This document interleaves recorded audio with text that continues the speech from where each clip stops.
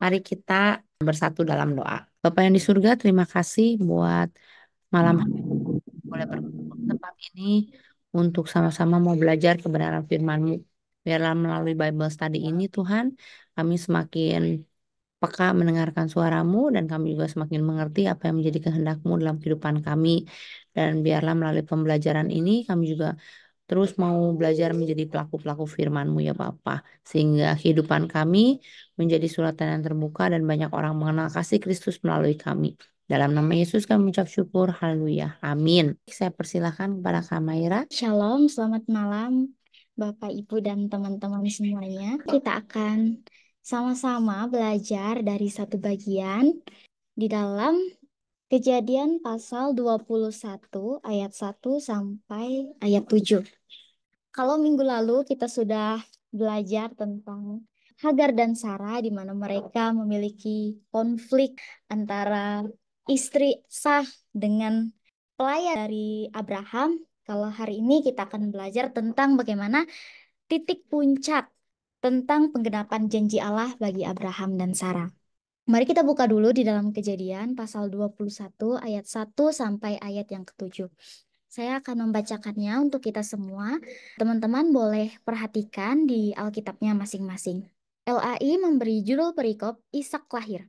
Tuhan memperhatikan Sarah seperti yang difirmankannya, dan Tuhan melakukan kepada Sarah seperti yang dijanjikannya. Maka mengandunglah Sarah, lalu ia melahirkan seorang anak laki-laki bagi Abraham dalam masa tuanya pada waktu yang telah ditetapkan sesuai dengan firman Allah kepadanya. Abraham menamai anaknya yang baru lahir itu Ishak, yang dilahirkan Sarah baginya. Kemudian Abraham menyunat Ishak, anaknya itu, ketika berumur 8 hari seperti yang diperintahkan Allah kepadanya. Adapun Abraham berumur 100 tahun ketika Ishak anaknya lahir baginya.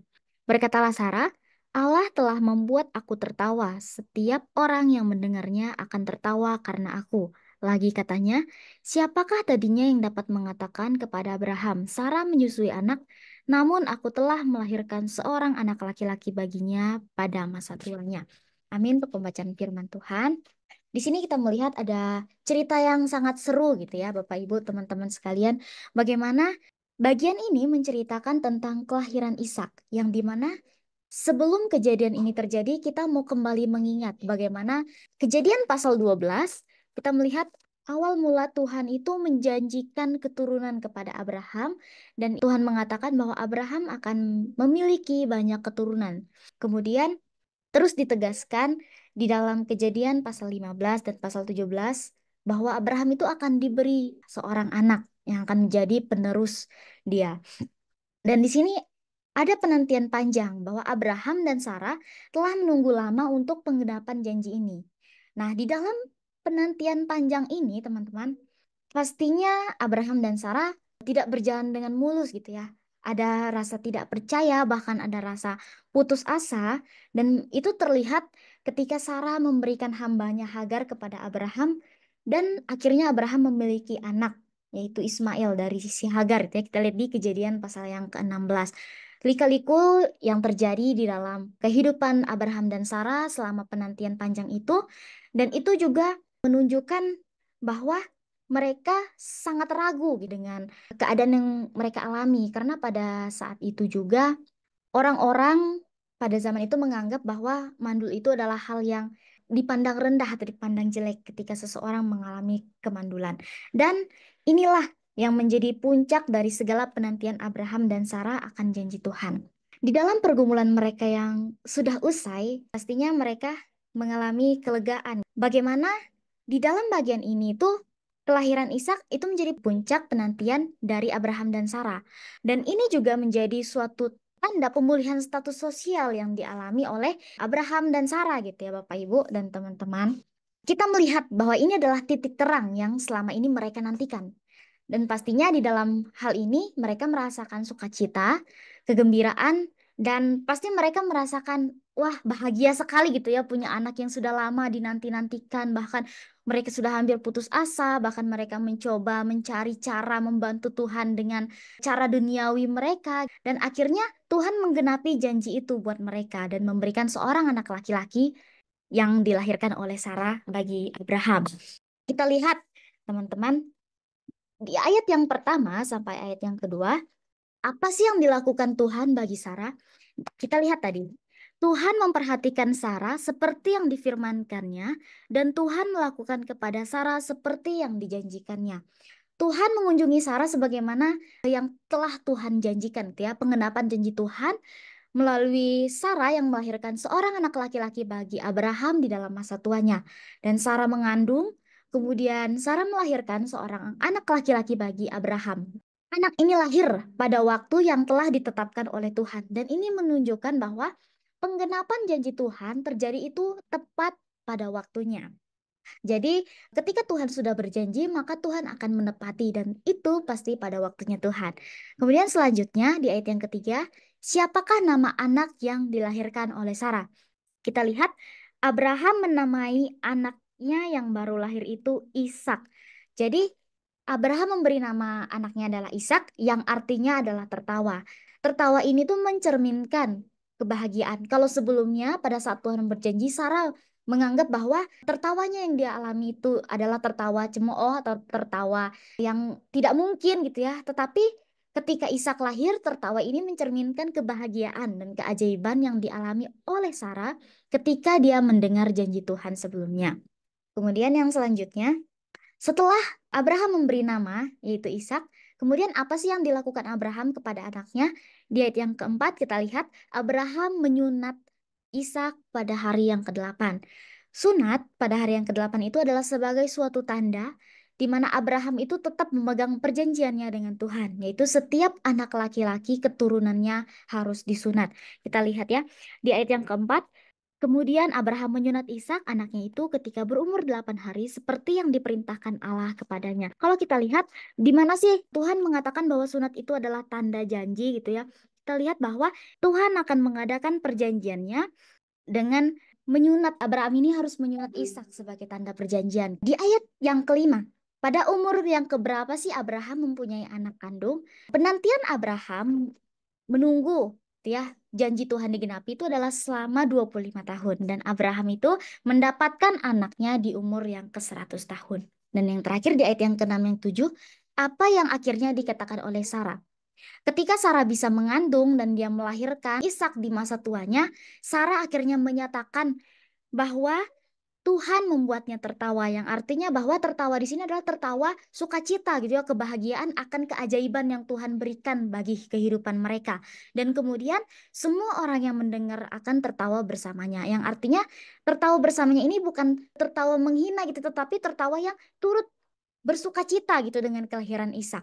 Dan Sarah mengakui bahwa siapa sih yang akan menduga bahwa dia akan menyusui anak di usia tua. Ini maknanya adalah Sarah memberi kesaksian gitu ya kepada orang banyak. Kita lihat di ayat yang ketujuh bahwa tidak mungkin gitu ya kalau dipikir-pikir di zaman sekarang usia sudah tua sekali melahirkan anak. Ini adalah suatu cara bagaimana Sarah akan memberikan kesaksian kepada orang banyak bahwa Tuhan itu telah membuat keajaiban gitu ya bagi dia dan Abraham. Kita lihat pembahasannya di ayat yang pertama dan ayat yang kedua, di mana di sana tadi dikatakan tentang Tuhan yang memperhatikan Sarah. Tuhan memperhatikan Sarah dan dia melakukan janjinya gitu ya kepada Sarah yang sudah dia janjikan. Kita lihat bahwa penggenapan janji Tuhan kepada Abraham dan Sarah tetap terjadi. Di sini kita lihat apa yang akhirnya tetap terjadi walaupun ada keterbatasan dan kegagalan manusia. Apa sih yang terjadi walaupun dalam kehidupan mereka ada keterbatasan dan kegagalan yang mereka alami? Yang pertama itu kesetiaan Tuhan. Kesetiaan Tuhan yang mengatasi keterbatasan manusia. Dan keterbatasan apa sih yang dialami oleh Abraham dan Sarah? Yang pertama, keterbatasan usia. Usia yang mungkin terhitung tidak muda lagi gitu ya, udah 100 tahun dapat anak gitu ya. Itu mungkin membuat mereka pasrah, bahkan secara biologis hampir mustahil bahwa mereka itu akan bisa memiliki anak. Nah, tetapi di sini kita lihat bahwa Tuhan itu mengatasi keterbatasan fisik mereka. Tidak disangka-sangka gitu ya, Sarah yang sudah nenek-nenek bisa hamil, punya anak, dan lahir gitu ya dengan selamat. Dan ini tuh menjadi suatu tanda dan suatu hal yang sangat mengagumkan bahwa Tuhan itu mampu mengatasi keterbatasan fisik yang mereka alami. Kemudian selain keterbatasan usia atau keterbatasan fisik, kita lihat bahwa mereka juga memiliki kegagalan. Kegagalan dalam hal apa? Kegagalan dalam hal percaya mereka. Pada saat Tuhan mengatakan kepada Abraham bahwa Sarah akan mengandung dan melahirkan, Sarah tertawa, bahkan tidak percaya gitu ya ketika pertama kali mendengarkan janji kelahiran anak itu. Dan di situ kita melihat bahwa Sarah sudah gagal dalam hal percaya kepada Tuhan di awal. Kemudian si Abraham ini kan tetap percaya dan beriman kepada Tuhan walaupun pada akhirnya Abraham juga sempat ragu dan berusaha mencari cara gitu ya bagaimana saya bisa tetap kuat. Bahkan dia mencari cara dan berusaha mendapatkan keturunan melalui Hagar. Sempat merasa ragu gitu ya. Dan kita lihat keraguan ini tuh membuat kita seringkali masuk gitu ke hal-hal yang mungkin tidak terbayangkan gitu ya dalam pikiran kita. Dan ya kita sebagai orang percaya juga mungkin sering gitu ya punya hati kecil yang berkata, ah bolehlah mungkin dicoba. Namanya juga usaha gitu ya. Itu juga dengan Sarah dan Abraham gitu ya. Dia mengatakan bahwa udahlah mungkin bisa dengan cara ini toh juga saya dapat keturunan gitu kan walaupun dari rahim orang lain gitu mungkin dalam pikiran mereka. Nah, tetapi dari sini kita mau melihat bahwa apa yang akhirnya Tuhan telah janjikan kepada kita, pasti Tuhan akan menggenapi. Dan akhirnya Tuhan pun tetap memperhatikan Sarah gitu ya teman-teman. Nah, Tuhan tetap memenuhi janjinya kepada Abraham dan Sarah meskipun mereka sebelumnya sempat meragukan dan mencoba membantu Tuhan dengan solusi manusiawi seperti yang dilakukan oleh Sarah melalui Hagar dengan menyuruh Hagar untuk bersetubuh dengan Abraham gitu ya menghasilkan anak yang namanya Ismail itu. Kemudian Ishak tadi lahir dan pada waktu yang telah ditetapkan oleh Tuhan. Kita lihat, inilah sungguh menunjukkan bahwa kegagalan manusia itu tidak menghalangi rencana Tuhan. Bagaimanapun cara yang Abraham dan Sarah ini lakukan, tetapi ketika Tuhan sudah berjanji, Tuhan berjanji akan memberikan anak kepada mereka, maka tidak ada satupun yang dapat menghalangi rencana Tuhan. Jadi, poin pentingnya buat kita di bagian ini adalah seringkali kita terpatok dengan kondisi kita. Entah itu kondisi fisik kita, atau kondisi finansial kita kah, atau mungkin kondisi apapun itu yang sering membuat kita ragu dan tidak yakin, tetapi pada akhirnya apa yang telah Tuhan janjikan pasti akan Tuhan genapi dalam kehidupan kita. Itu ya Bapak Ibu, teman-teman semuanya. Kemudian yang selanjutnya, apa sih yang harus kita ingat dan lakukan setelah kita menerima penggenapan janji Tuhan? Di ayat yang ketiga dan ayat yang keempat kita lihat, Abraham menamai anaknya yang baru lahir itu Ishak. Kemudian ketika berumur 8 hari, Abraham pun menyunat anaknya itu. Kita lihat ya Bapak Ibu, teman-teman semuanya, bahwa setelah anaknya lahir, Abraham menamai anaknya Ishak dan menyunatnya. Yang harus kita ingat dan kita lakukan bahwa dari cerita Abraham ketika Ishak lahir ini, Abraham itu tetap memelihara hubungan dia dengan Tuhan. Ketika Abraham setia pada perjanjian sunat yang telah diberikan oleh Tuhan, itu berarti bahwa ada tanggung jawab baru gitu ya yang Abraham lakukan gitu ya setelah janjinya itu digenapi. Begitu juga dengan kehidupan kita. Kita harus selalu memelihara hubungan kita dengan Tuhan melalui kehidupan rohani kita gitu ya. Dan tentunya ketika dalam kehidupan kita, misalnya Tuhan sudah berjanji gitu ya kepada kita. Tuhan itu punya janji dalam kehidupan kita gitu ya. Dan ketika janji Tuhan itu sudah digenapi, maka pastinya akan ada tanggung jawab baru yang Tuhan berikan kepada kita. Oleh sebab itu, kita harus selalu memelihara hubungan kita dengan Tuhan lewat disiplin rohani kita. Dan kita mau tetap setia dan taat di dalam menjalankan tanggung jawab dan integritas iman kita. Kemudian, selain dari kita harus tetap memelihara hubungan kita dengan Tuhan, kita juga harus terus mengingat proses penantian janji Tuhan itu seperti apa di dalam kehidupan kita. Kita lihat dari kisah Abraham, nama Ishak itu Abraham berikan karena pertama itu adalah perintah Tuhan. Di dalam Kejadian pasal 17 ayat yang ke-19 saya bacakan, Tuhan bilang, engkau akan menamai dia Ishak. Yang artinya ini adalah permintaan Tuhan, perintah Tuhan bahwa Abraham harus menamai anak itu Ishak. Kemudian nama Ishak itu juga diberikan karena Sarah tertawa. Di pasal yang ke-18 ayat yang ke-12 di sana dikatakan, jadi tertawalah Sarah dalam hatinya, katanya, akan berahikah aku setelah aku sudah layu, sedangkan tuanku sudah tua. Di sini kita lihat bahwa nama Ishak itu selain karena perintah Tuhan, juga karena ini adalah hasil dari reaksi Sarah gitu ya yang tertawa. Makanya nama Ishak itu artinya tertawa gitu ya, bahwa ini adalah reaksi Sarah pada waktu Tuhan pertama-tama memberikan janji kepada si Abraham. Ketika proses ini sudah dijalani oleh Abraham dan Sarah, dan ketika penantiannya sudah digenapi, maka pengalaman itulah yang memperkuat kita untuk kita bisa tetap bertahan untuk janji-janji yang akan datang. Teman-teman, kita lihat bahwa janji Tuhan sudah digenapi di dalam hidup Sarah dan Abraham. Pengalaman mereka menantikan janji Tuhan itu telah digenapi dalam kehidupan mereka, dan itu memperkuat iman mereka untuk mereka bisa menghadapi tantangan-tantangan yang selanjutnya gitu ya. Dari sini kita mau belajar bersama-sama bahwa ketika kehidupan kita sudah diberkati Tuhan gitu ya, bahkan janji-janji Tuhan dalam kehidupan kita sudah digenapi, itu akan menjadi suatu tantangan yang baru gitu ya untuk kita dalam kehidupan kita. Salah satu caranya yaitu dengan cara kita mau tetap taat gitu ya dalam kehidupan kita, bahkan dalam hal-hal kecil dan rutin yang sering kita lakukan, marilah kita mau tetap hidup taat gitu ya, mencerminkan iman dan komitmen kita pada kehendak Tuhan. Contohnya apa Bapak Ibu? Yang kita lakukan setelah kita menerima pengenapan janji Tuhan.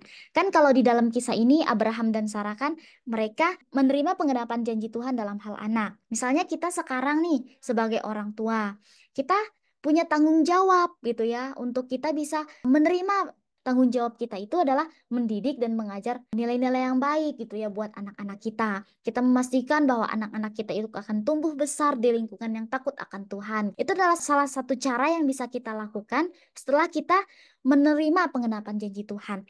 Terus kalau mungkin kita saat ini belum menerima pengenapan janji Tuhan, apa yang kita lakukan gitu ya? Kita mau terus mengingat proses yang Tuhan izinkan terjadi dalam kehidupan kita. Seperti Abraham dan Sarah gitu ya, teman-teman dan Bapak Ibu sekalian.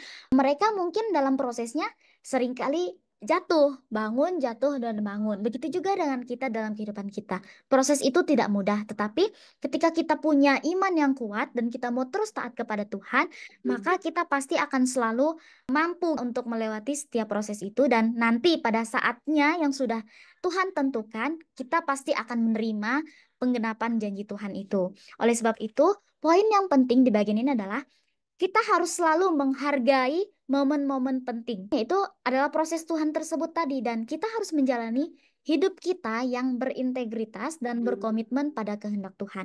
Jadi, jangan kita menyimpang ke kanan atau ke kiri gitu ya. Mungkin kita sering mencoba-coba gitu ya, sama tadi kayak si Sarah coba-coba bilang, udahlah kamu sama Hagar aja gitu ya, pun dapat keturunan juga. Itu kan berarti dia berusaha untuk meruntuhkan komitmennya gitu ya pada kehendak Tuhan. Padahal harusnya mah ngikut aja gitu kalau misalnya mereka beriman gitu ya. Tapi dari sini kita mau belajar bahwa kita tuh harus tetap meneguhkan iman kita apapun yang terjadi gitu ya. Komitmen kita itu pada kehendak Tuhan. Dan hiduplah sebagai orang-orang yang berintegritas. Artinya apa? Integritas itu bahwa kita tuh teguh gitu ya. Maksudnya dengan apa yang kita katakan, apa yang kita lakukan gitu ya, tetap teguh gitu ya, jangan goyah. Nah, yang selanjutnya di ayat yang ke-6 dan ke-7. Berkatalah Sarah, Allah telah membuat aku tertawa. Setiap orang yang mendengarnya akan tertawa karena aku. Lagi katanya, siapakah tadinya yang dapat mengatakan kepada Abraham, Sarah menyusui anak? Namun aku telah melahirkan seorang anak laki-laki baginya pada masa tuanya. Di sini kita lihat Sarah itu menyatakan diri bahwa Tuhan itu telah membuat dia tertawa. Dan ini bukan hanya sebagai suatu reaksi emosional, tetapi juga sebagai pengakuan akan sukacita dan keajaiban atas kelahiran Ishak. Kita lihat bagaimana Sarah itu menunjukkan dirinya bahwa dia ingin menyatakan kepada orang-orang banyak kalau Tuhan itu tuh sudah membuat keajaiban gitu bagi dirinya. Di sini poin yang penting adalah kesaksian. Sebagaimana pengalaman yang kita alami dan yang kita rayakan itu dengan cara bersaksi, dan bersaksi itu adalah sebagai suatu cara bagaimana ketika seorang percaya mengalami perjalanan iman bersama Tuhan. Jadi, Sarah menyoroti keajaiban Tuhan dengan menyatakan bahwa siapa sih yang bisa mengira bahwa dia akan menyusui? Jadi, Sarah itu mau menyatakan kepada orang-orang bahwa ketika dia punya anak di usianya yang tua itu, orang-orang tuh kan pasti akan terheran-heran, terkagum-kagum, tidak mungkin gitu ya. Tapi di sini itu adalah menjadi salah satu cara Sarah menunjukkan keajaiban Tuhan. Apa yang terjadi di luar ekspektasi dia itu merupakan tindakan langsung dari Tuhan. Sama dengan kita juga pada saat ini. Ketika kita merasakan mujizat dalam kehidupan kita, penantian kita mungkin sudah lama terus Tuhan genapi. Marilah kita mau belajar dari Sarah yang dia mau menyaksikan apa yang dia alami kepada orang banyak. Nah, kesaksian hidup seorang percaya dimulai dari titik di mana dia mengalami perjalanan iman bersama Tuhan. Ini adalah suatu poin yang menarik gitu ya buat kita, bahwa kejadian yang kita alami itu jangan kita pendam sendiri gitu ya. Tetapi itu harusnya menjadi salah satu kesempatan buat kita supaya kita itu bisa menyaksikan kalau Tuhan itu ajaib gitu ya dalam kehidupan kita. Kemudian, apa sih aplikasinya dalam kehidupan kita dari kisah Abraham dan Sarah ini? Teman-teman dan Bapak Ibu sekalian, di tengah-tengah kegelapan dan suramnya kehidupan kita, hanya Tuhanlah satu-satunya yang selalu hadir dalam kehidupan kita. Dan hanya Dia yang bisa mengadakan mujizat dalam kehidupan kita. Oleh sebab itu, kehidupan kita harus percaya gitu ya pada kuasanya Tuhan. Dan kita harus memegang selalu janjinya lewat disiplin rohani kita, kita terus berdoa, dan disitulah kita akan bisa melihat bagaimana Tuhan bekerja secara ajaib di dalam kehidupan kita. Tuhan yang sama, yang mungkin telah melakukan mujizat di masa lalu, dan dia akan terus aktif gitu ya, dan berkuasa untuk boleh melakukan hal-hal besar dalam kehidupan kita saat ini. Jadi, aplikasinya di dalam kehidupan kita, apa sih Bapak Ibu dan teman-teman? Yang pertama, kita harus tetap beriman walaupun kita mengalami penantian yang panjang. Mungkin pada saat ini kita sedang bergumul, ingin meminta ini, meminta itu sama Tuhan, yang kerinduan kita gitu ya, kerinduan kita yang sangat dalam kepada Tuhan. Satu-satunya cara supaya kita bisa bertahan dalam penantian panjang itu yaitu tetap beriman, beriman kepada Tuhan. Karena hanya pada Tuhanlah kita bisa merasakan pengalaman yang luar biasa gitu ya. Jadi sesuatu yang kita nanti-nantikan itu pasti akan digenapi sesuai dengan waktunya Tuhan. Kemudian kita percaya bahwa kuasa Tuhan itu mampu mengatasi keterbatasan yang kita miliki.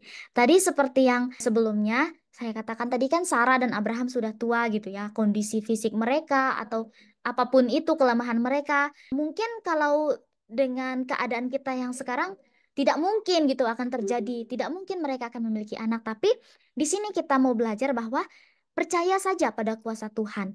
Karena kuasa Tuhan itu yang mampu mengatasi keterbatasan yang kita miliki. Kemudian yang selanjutnya, kita mau bersyukur dan mengakui berkat Tuhan. Ketika kita sudah mendapatkan apa yang kita rindukan gitu ya, kita harus bersyukur. Kita harus selalu menikmati dan kita harus selalu tidak melupakan proses yang sudah kita lalui gitu ya. Bersyukur dan mengakui berkat Tuhan yang sudah kita terima. Dan yang terakhir dan yang paling penting adalah kita membagikan kesaksian seperti Sarah yang membagikan kesaksiannya kepada orang-orang. Nah, begitu juga dengan kita dalam kehidupan kita. Ketika kita sudah mendapatkan hal yang kita rindukan, marilah kita itu menjadi suatu kesaksian gitu ya untuk kita bisa memberkati banyak orang. Terakhir, kita mau sama-sama mengimani gitu ya dan kita mau sama-sama menjadikan ini suatu doa bagi kita bagaimana segala sesuatu yang kita alami gitu ya Bapak Ibu, segala suatu proses atau bahkan kerinduan kita itu mau kita bawa gitu ya dalam Tuhan sehingga apapun yang kita alami nanti ketika sudah waktunya Tuhan dan rencana-rencana Tuhan nanti akan digenapi dalam kehidupan kita itu bisa kita rasakan dan kita boleh menjadi berkat bagi banyak orang. Sampai sini PA kita. Mungkin ada tambahan dari teman-teman atau dari yang lain, dipersilakan. Atau ada yang mau bertanya dan ingin komentar. Mei mau tanya, Mei, Iya Pak, silakan, boleh. apakah ada studi kenapa Tuhan memberikan Ishak pada waktu Abraham dan Sarah sudah berusia sangat lanjut? Dari Bu Susan atau Kak Oce, bolehkah membantu Maira menjawab? Silakan Pak Cek. Selamat malam Bapak Ibu. Kalau untuk pertanyaan Ko Yupi memang kayaknya saya belum menemukan ya, maksudnya ada studi khusus kalau bicara dalam segi penelitian ya, saya belum menemukan begitu kenapa harus seperti itu. Tapi nampaknya kalau kita baca dari Ibrani, ini hanya penggambaran dari apa yang nampak dari Alkitab saja.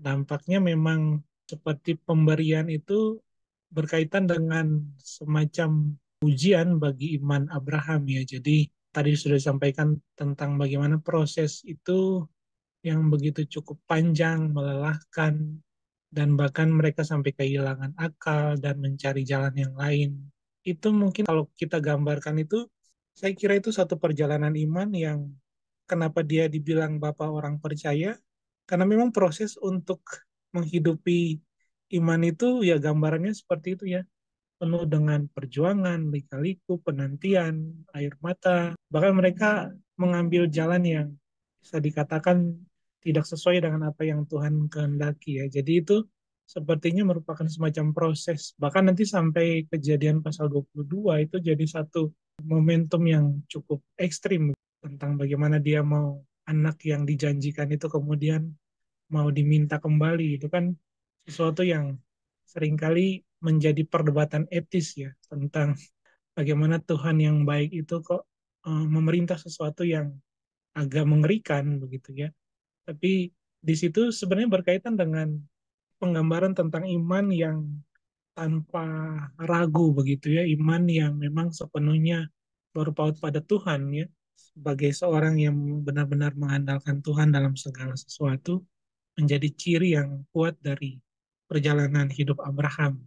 Jadi kalau menjawab pertanyaan Koyupi, saya kira belum ada penelitian yang pasti tentang itu, tapi kalau data-data yang kita mungkin jumpai di dalam Alkitab, penggambaran atau pemberian atau janji dan penantian itu sebenarnya berkaitan dengan ujian iman ya, atau sesuatu yang berkaitan dengan pembentukan dari iman Abraham itu sendiri, sehingga memang hanya satu-satunya di Alkitab yang dikatakan sebagai bapak orang beriman ya Abraham aja gitu, nggak ada yang lain gitu kan. Selain dia yang kemudian menurunkan umat pilihan, tapi juga perjalanan imannya itu memang luar biasa. Bahkan kalau seorang rabi, dia memberikan satu gambaran yang baik tentang kejadian 22 itu ya. Peristiwa persembahan Ishak itu tuh dia gambarkan seperti begini Bapak Ibu.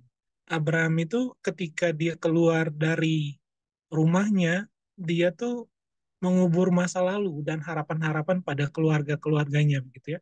Keluarga besarnya, apa yang dia punya, apa yang dia mampu lakukan. Kalau kita kan bergantung pada keluarga itu sesuatu yang wajar gitu kan. Kalau kita ada masalah, kita bergantung pada keluarga itu hal yang wajar. Tapi kalau kita lihat kisah Abraham, perjalanan panggilan itu dia melupakan semuanya. Tuhan seperti mengatakan bahwa kamu jangan bergantung pada siapapun termasuk keluargamu, tapi bergantung pada saya.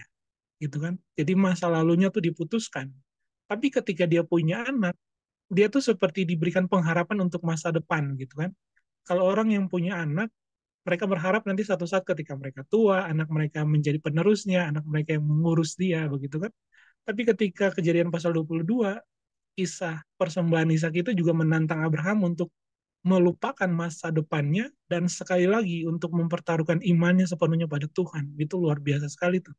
Jadi dia seperti hidup hanya untuk mengandalkan Tuhan. Baik masa lalunya tidak ada yang diandalkan, baik juga masa depannya anaknya satu-satu pun dia juga tidak mau mengandalkan. Nah itu saya pikir perjalanan iman Abraham yang saya juga agak luar biasa kalau mau membayangkan perjalanan iman dia dan saya pikir itu kok Yupi mungkin ya, mungkin kalau dalam sisi akademis mungkin saya yang belum menemukan, tapi kalau dari data Alkitab kita bisa lihat mungkin itu tentang bagaimana proses iman Abraham dalam penantian, dalam suka duka dan berjalan bersama dengan Tuhan.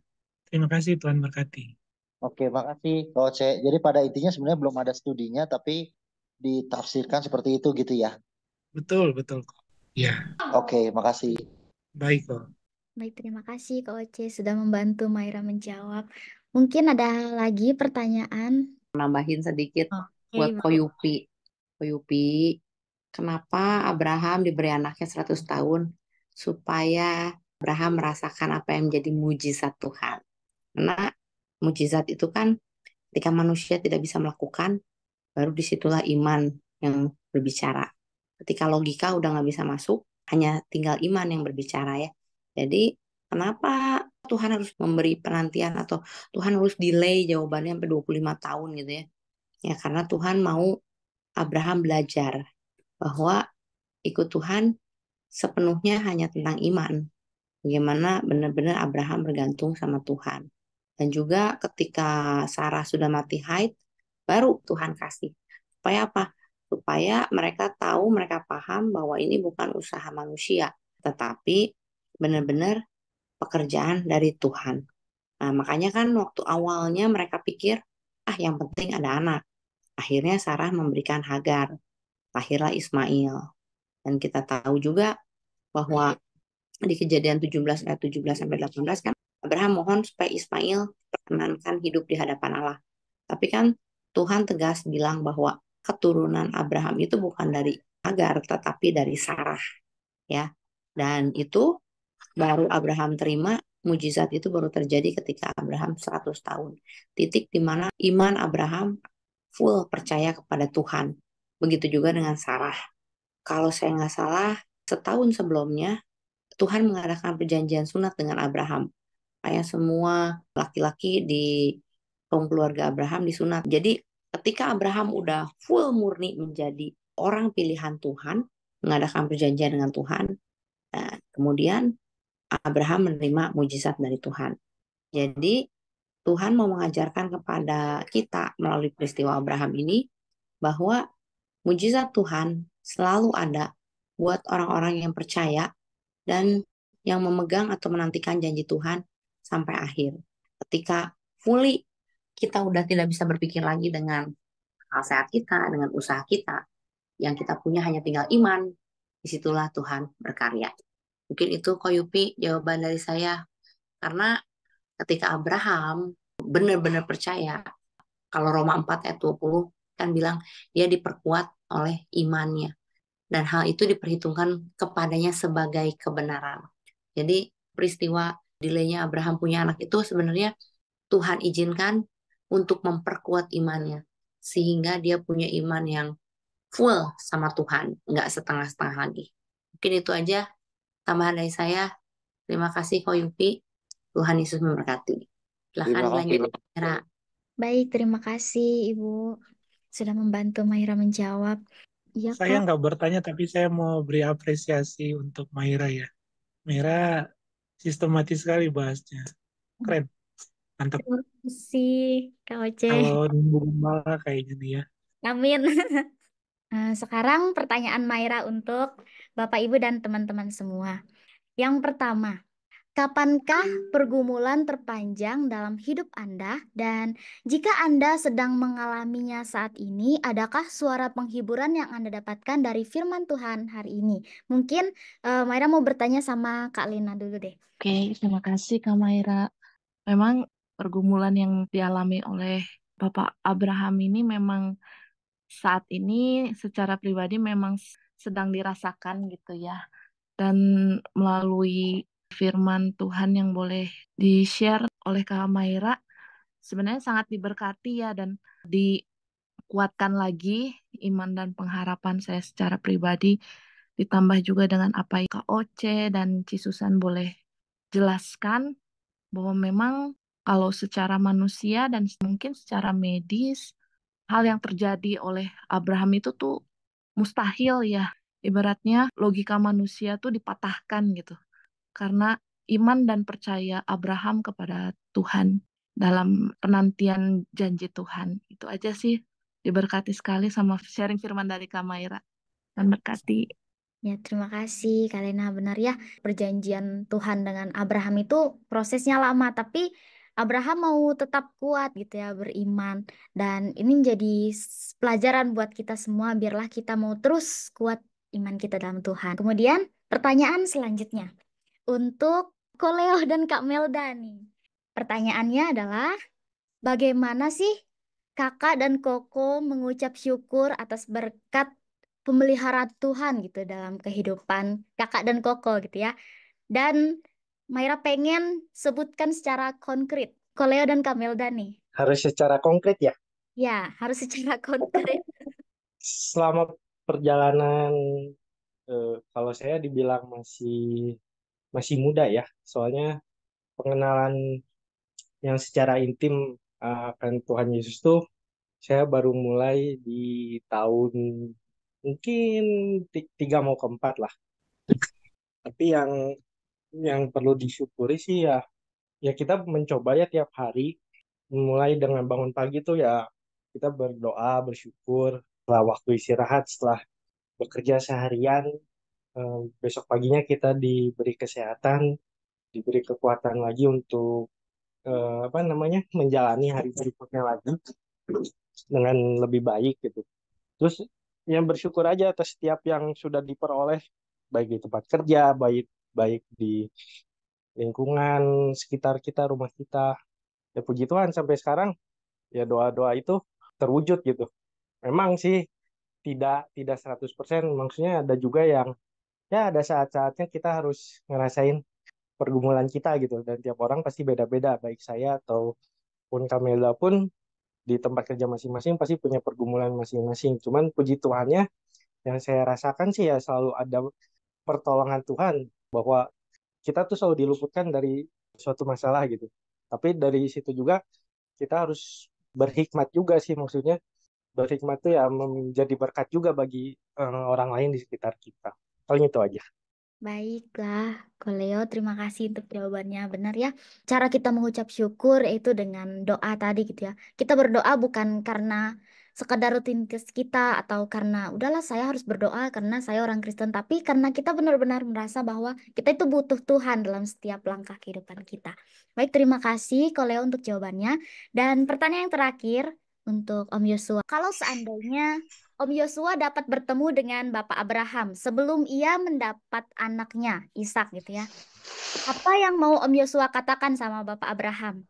Dan maukah Om memegang perkataan yang sama dalam menghadapi pergumulan hidup Om Yosua?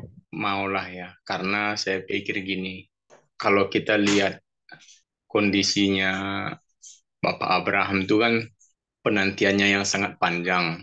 Dan setelah dijabarkan oleh Cici tadi bahwa bentuk daripada penantian yang panjang itu adalah bentuk rencana Tuhan untuk memenuhi kesempurnaan imannya Abraham. Maka dia disebut Bapak orang beriman. Nah, di sini saya dapat satu materi bahwa sesungguhnya kita itu sebenarnya nggak ada. Adapun kita dibuatnya, diadakan. Dan kemudian tidak ada kembali. Artinya gini, bahwa ternyata dan terbukti benar Abraham bapak orang yang beriman, karena dia sudah membuktikan kalau bukan karena Tuhan, tidak ada apa-apanya. Dia tidak bisa punya anak, dia tidak punya segalanya. Sehingga penantian yang panjang itu sebenarnya menggambarkan bahwa kita sebenarnya nggak ada apa-apanya selain daripada Tuhan yang memberikan kita menjadi ada. Maka bersyukurlah kita sama seperti Abraham yang bersyukur atas apa yang Tuhan berikan sekalipun ia menantikan penantian yang panjang. Amin. Amin. Terima kasih Om Yosua untuk jawabannya. Baiklah, pertanyaan saya sudah habis. Nah, dari bagian ini kita mau sama-sama belajar ya. Sebagaimana Tuhan mau memenuhi harapan Abraham dan Sarah, begitu juga Tuhan pasti akan memenuhi kehidupan kita gitu ya dengan janji-janji Tuhan yang akan digenapi dalam kehidupan kita, dan pastinya Tuhan itu berkuasa atas kehidupan kita. Kuncinya percaya dan beriman saja. Baiklah, untuk menutup PA kita nanti Ibu Gembala membawa kita dalam doa. Mari kita berdoa. Kami bersyukur ya Tuhan pada malam hari ini dengan PA yang cukup jelas sehingga kami boleh memahami akan firman-Mu betapa Tuhan luar biasa. Dan jikalau Bapak Abraham disebut sebagai Bapak orang beriman, kami juga mau memiliki iman seperti Bapak Abraham. Sehingga kami tahu bahwa lama atau singkatnya jawaban daripada segala doa atau penantian dari segala doa yang kami naikkan itu semuanya indah pada waktunya. Karena Tuhan akan selalu menjawab doa kami tepat pada waktunya Tuhan dan sesuai dengan apa yang menjadi keperluan kami. Terima kasih ya Bapak, berkati hambamu Maira dan biarlah tambah-tambahkan hikmat-Mu kepadanya. Dan berkati kami semua ya Tuhan yang hadir pada saat ini. Juga sebentar kami akan beristirahat karena sepanjang hari ini kami boleh menjalankan segala aktivitas kami baik dalam bekerja, apapun yang kami lakukan dan kami percaya semuanya hanya karena penyertaan Tuhan sehingga kami boleh melakukannya dengan penuh damai sejahtera dan sukacita dan kami menjadi berkat dimanapun kami berada. Dan terhadap kepada siapapun pada saat hari ini kami, siapapun yang kami jumpai. Terima kasih ya Bapak. Dalam nama Tuhan Yesus, kami mau berdoa bersama-sama. Bapa kami yang ada di surga, dikuduskanlah namamu. Datanglah kerajaanmu, jadilah kehendak-Mu di bumi seperti di surga. Berikanlah kami pada hari ini makanan kami yang secukupnya, dan ampunilah akan segala kesalahan kami seperti kami pun mengampuni orang yang bersalah pada kami. Dan janganlah membawa kami ke dalam pencobaan, tapi lepaskanlah kami daripada yang jahat. Karena Engkaulah yang mempunyai kerajaan dan kuasa dan kemuliaan sampai selama-lamanya. Dalam nama Tuhan Yesus kami terima berkat-Mu ya Tuhan. Berkat damai sejahtera dari Bapa, kasih sayang Tuhan Yesus, dan persekutuan sukacita Roh Kudus yang senantiasa ada di dalam setiap kehidupan kami dari saat ini sampai selamanya. Dalam nama Tuhan Yesus kami terima berkat Tuhan dan kami tutup jam doa kami. Amin. Selamat malam semua. Selamat Terima kasih, Tuhan Yesus malam. memberkati.